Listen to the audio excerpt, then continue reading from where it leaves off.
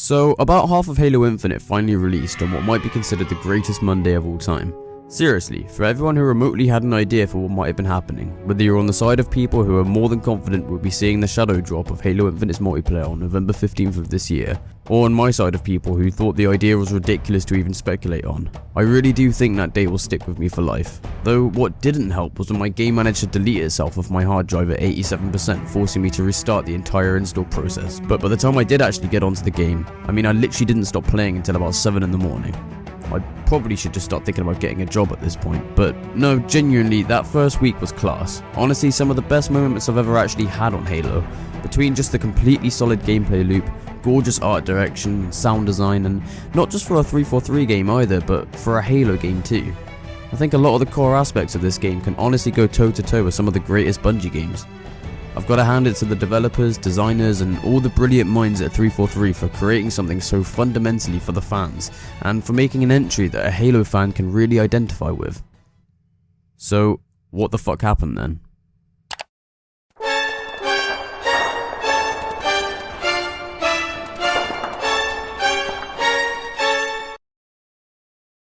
Right, okay. Well, hey, it's just a beta, right?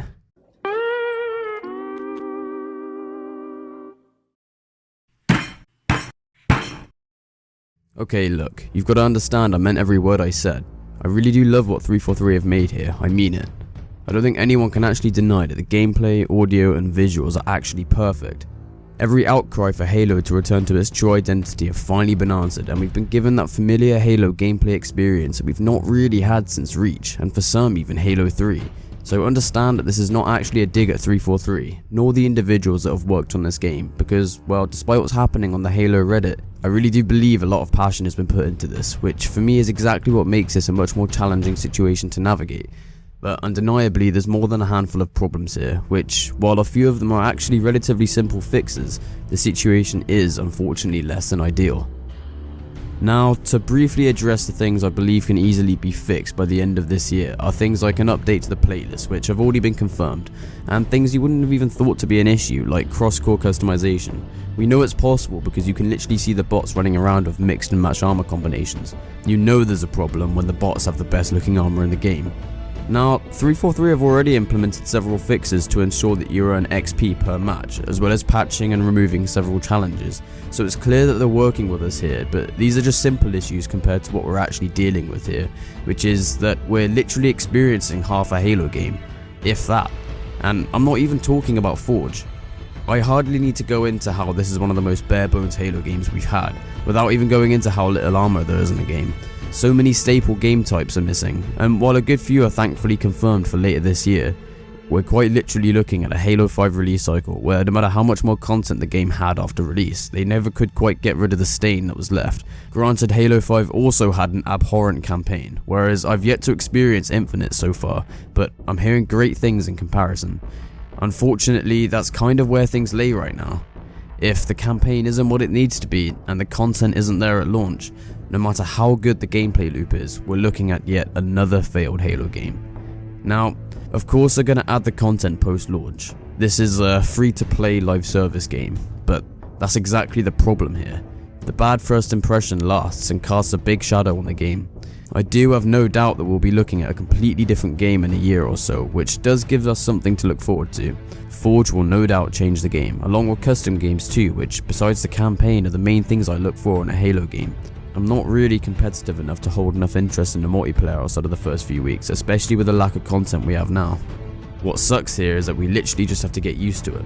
I know people have been speculating on the consequences and how the free-to-play model would impact the game going forward, but I don't think any of us thought it would be like this. How some of our favourite pieces of armour from even the 343 games are being locked behind a paywall, and considering how little content there actually is here, it just gives off the wrong impression. Look, I understand these guys have got to make their money, and with it being a free-to-play game and also being on Game Pass too, myself and many others have wondered how they're even going to make a profit on this, but now we're starting to see how. And for the Halo fans that just want another full game on release like Reach, 3 and even 4, we're just stuck waiting for needed content to be drip-fed. I've not even touched on how difficult it is to progress, but that's mainly due to 343 addressing this repeatedly, and in all fairness to them, I've really got to give them credit for how well they've been communicating and responding to the community. Some fans have been pretty vile, and for the team of developers who have spent the last half decade working on something we all love, I find it ridiculous people go out of their way to be so toxic.